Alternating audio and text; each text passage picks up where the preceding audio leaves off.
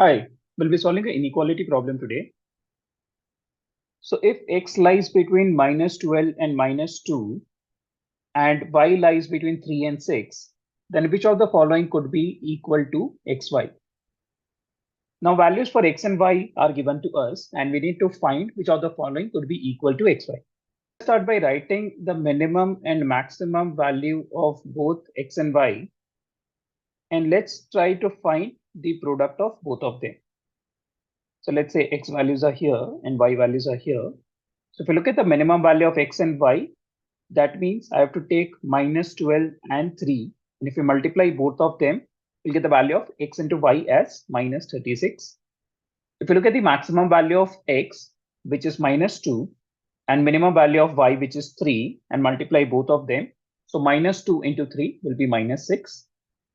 If you look at the minimum value of x, which is -12, and look at the maximum value of y, which is 6, so we'll get the product as -12 into 6 and will be equal to -72. And if you look at the maximum value of both of them, x is -2 and y is 6. So the maximum value of both of them, product of them will be equal to -12. So if you look at this grid, the minimum value of x into y will be equal to -72 and the maximum value is equal to -6. That means xy lies between -72 and -6. So if you look at the option choices, definitely xy cannot be equal to -72 because xy is greater than -72. So this one is not possible. Now, if you look at the second option, which is -71, definitely that is possible because xy lies between -72 and -6.